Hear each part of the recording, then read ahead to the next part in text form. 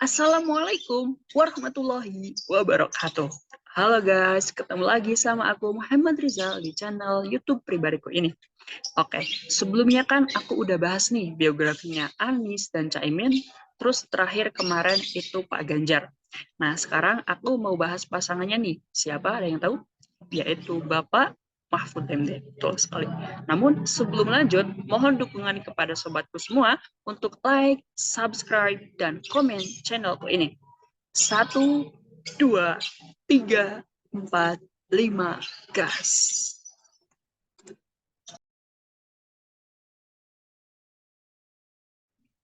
Profesor Dr. Haji Muhammad Mahfud MD lahir dari rahim Siti Khadijah di sebuah desa di Kecamatan Omben, Sampang, Madura, 13 Mei 1957.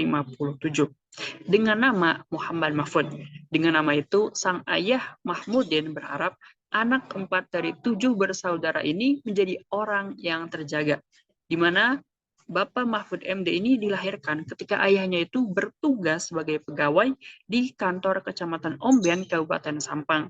Nah, ketika Mahfud berusia 2 bulan, keluarga Mahmudin itu pindah ke Pamekasan, daerah asal ayahnya. Di sana, di Kecamatan Waru, Mahfud menghabiskan masa kecilnya. Kala itu, surau dan madrasah diniyah adalah tempat Mahfud belajar agama Islam. Ketika berumur 7 tahun, ia dimasukkan ke sekolah dasar negeri.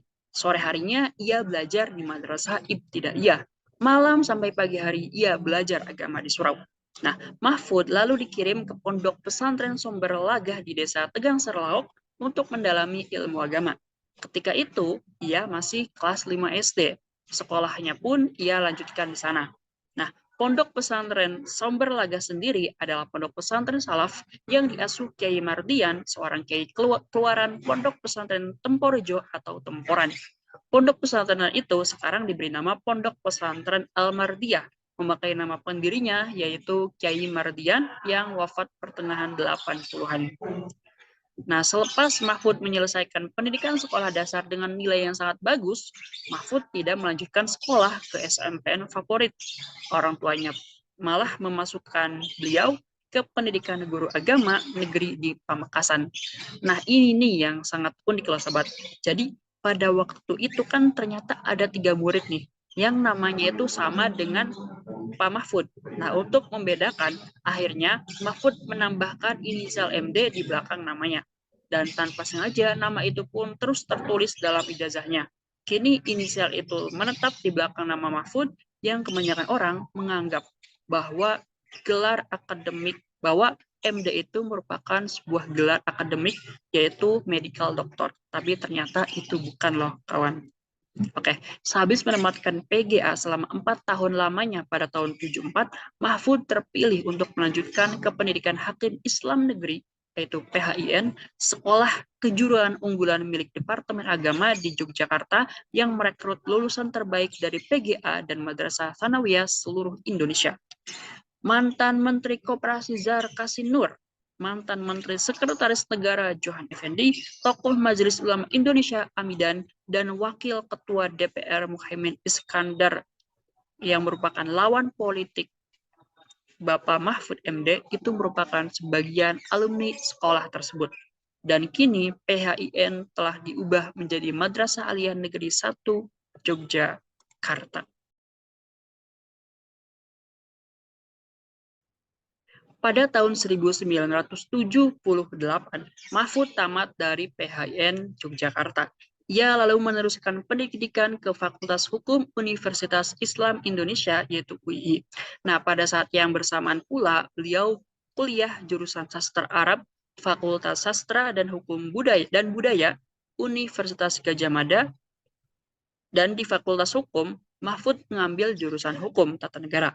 Padahal ketika itu ayahnya sudah pensiun. Oleh karena itu, untuk membiayai 2 kuliahnya, Mahfud aktif menulis di surat kabar umum seperti Kedaulatan Rakyat agar mendapat honorarium untuk membantu kuliahnya. Kemudian ia juga sibuk berburu beasiswa. Nah, sebagai mahasiswa terbaik atau berprestasi, akhirnya Mahfud berhasil mengantongi beasiswa Rektor UII, kemudian beasiswa Yayasan Dharma Siswa Madura, dan juga beasiswa Yayasan Super Semar. Nah, Mahfud itu mendapat beasiswa penuh dari UII untuk melanjutkan program pasca sarjana di UGM. Ketika itu, ia mengambil studi ilmu politik. Ia kembali mendapat beasiswa dari Yayasan Super Semar dan dari tim manajemen program Doktor Departemen Pendidikan dan Kebudayaan untuk melanjutkan S3-nya. Ia kembali mendalami ilmu hukum tata negara ketika mengambil program doktor di UGM. Nah, disertasi doktornya tentang politik hukum cukup fenomenal, di mana saat itu hasil penelitiannya menjadi bahan bacaan pokok program pasca sarjana bidang ketatanegaraan di berbagai perguruan tinggi. Karena pendekatannya mengkombinasikan dua bidang ilmu, yaitu ilmu hukum dan ilmu politik. Nah, dalam sejarah pendidikan doktor di UGM, Mahfud tercatat sebagai mahasiswa doktoral yang lulus sangat cepat. Ia menyelesaikan pendidikannya hanya dalam waktu 2 tahun 8 bulan. Padahal ketika itu, pada tahun 93, rata-rata pendidikan doktor diselesaikan selama 5 tahun lamanya. Kata Mahfud sendiri, semua itu berkat ketekunan dan dukungan dari para promotornya, yaitu Prof. Muljarto Djokrowinoto, Prof. Maria S.W. Sumarjono, dan Prof. Afan Ghaffar. Ketiga promotor tersebut juga pernah mengirim Mahfud ke Columbia University New York dan Northern Illinois University di Amerika Serikat untuk melakukan studi pustaka tentang politik dan hukum selama 1 tahun. Di New York, ia berkumpul dengan almarhum Artijo Alkostar, senior dan mantan dosennya di Fakultas Hukum UII yang pernah menjabat Hakim Agung. Sedangkan di Illinois, ia bertemu dengan Andi Alfian Malarangeng, mantan Menteri Pemuda dan Olahraga Kabinet Indonesia Bersatu II.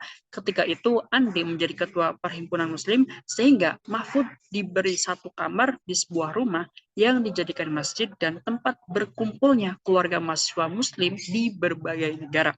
Nah, FYI ya sobat, sejak SMP memang Mahfud remaja itu sudah tertarik menyaksikan ingar-bingar kampanye pemilihan umum. Dan disitulah bibit-bibit kecintaannya pada politik mulai terlihat. Semasa kuliah, kecintaannya juga pada politik semakin memuncak, di mana ia lalu lalang melintang di berbagai organisasi kemahasiswaan intra-universitas seperti Senat Mahasiswa, Badan Perwakilan Mahasiswa, dan Pers Mahasiswa. Mahfud juga aktif di organisasi ekstra universitas, yaitu Himpunan Mahasiswa Islam atau yang terkenal dengan HMI. Pilihannya pada HMI didorong oleh pemahamannya terhadap medan politik di UII, di mana sebab saat itu untuk bisa menjadi pimpinan organisasi intra kampus harus berstempel aktivis HMI. Sekalipun begitu, dari sejumlah organisasi intrakampus yang pernah ia ikuti, hanya lembaga pers mahasiswa yang paling ia tekuni.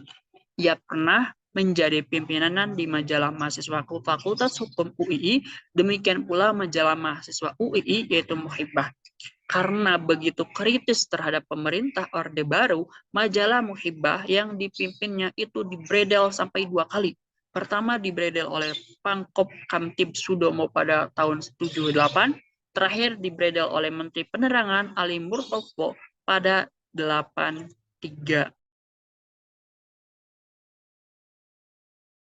Lulus dari Fakultas Hukum pada tahun 83, Mahfud bekerja sebagai dosen di alma maternya dengan status sebagai pegawai negeri sipil. Ketika itu, ia melihat hukum tidak dapat bekerja sebagaimana mestinya karena selalu diintervensi oleh politik. Energi politik selalu lebih kuat daripada energi hukum. Kekecewaannya pada hukum yang selalu dikalahkan oleh keputusan-keputusan politik menyebabkan Mahfud ingin belajar lebih dalam terkait ilmu politik. Dan inilah yang memberikan keteguhan bagi Mahfud sampai detik ini untuk selalu netral dalam berpolitik. Kesempatan itu pula ambil ketika beliau kuliah S2. Ia banyak berdiskusi dengan dosen-dosen ilmu politik ternama seperti Muljarto Djokrowinoto, Mukhtar Mas'ud, Ikhlasul Amal, Yahya Muhaimin, Amin Rais, dan lain-lain. Mahfud tercatat sebagai dosen tetap Fakultas Hukum UII pertama yang meraih doktor pada tahun 1993. Dari jabatan asisten ahli, ia melompat menjadi lektor media, mendahului dosen dan senior-seniornya di sana. Bahkan, tidak sedikit dari dosen dan seniornya itu yang kemudian menjadi mahasiswa atau dibimbing ketika menempuh pendidikan pasca sarjana. Dengan karya tulis yang tersebar berupa buku, jurnal, maupun makalah ilmiah, tak sulit lagi bagi Mahfud untuk meraih gelar akademik tertinggi. Dia pun dikukuhkan sebagai guru besar setelah 12 tahun sejak ia mengabdi sebagai dosen UI. Dengan usia 41 tahun, ia tergolong sebagai guru besar termuda pada masanya bersama Yusril Ihza Mahendra. Wajar saja jika dengan kapasitasnya itu, ia dipercaya mengajar 20 perguruan tinggi, termasuk penguji eksternal disertasi doktor untuk hukum tata negara di University of Malaya, Kuala Lumpur. Namun, Mahfud mulai terdengar secara nasional saat dia dipilih menjadi Menteri Pertahanan oleh Presiden Abdurrahman Wahid pada periode 2000 sampai 2001. Mahfud juga merangkap Menteri Kehakiman dan HAM di masa jabatan Abdurrahman Wahid. Nah, setelah tidak menjadi eksekutif lagi, Mahfud melirik terjun ke dunia legislatif. Awalnya dia bergabung dengan Partai Amanat Nasional yang merupakan partai besutan Amin Rais.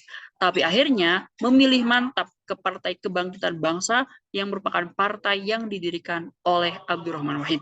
Nah, pada pemilu 2004, Mahfud terbukti terpilih sebagai anggota legislatif dari PKB untuk periode 2004 sampai 2009. Di masa jabatan terakhir di DPR pada 2008, Mahfud mengikuti uji kelayakan calon hakim konstitusi dan ia dinyatakan lolos seleksi dan terpilih juga sebagai Ketua Mahkamah Konstitusi untuk periode 2008 sampai 2013. Seperti dilansir dari situs MK, ketegasan, kelugasan, dan kejujuran Mahfud saat memimpin Mahkamah Konstitusi semakin membawa harum namanya dan lembaga yudikatif tersebut. Dia menjadi salah satu pakar hukum tata negara yang menjabat 3 lembaga negara berbeda secara beruntun, yaitu lembaga eksekutif, legislatif, dan yudikatif. Nah, baru pada tahun 2017, Mahfud menjadi anggota Dewan Pengarah Unit Kerja Presiden Pembinaan Ideologi Pancasila sampai tahun 2018.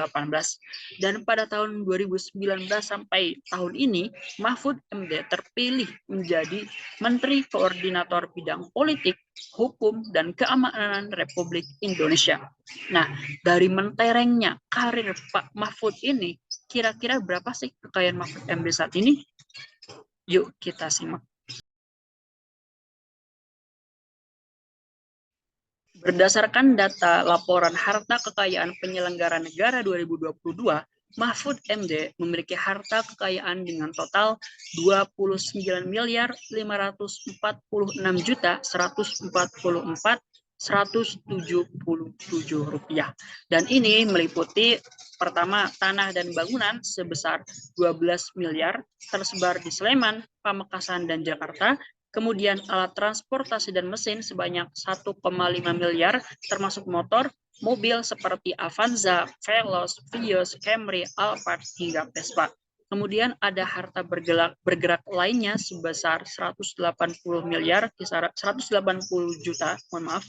Dan kas dan setara kas kurang lebih 15 miliar 800 juta rupiah.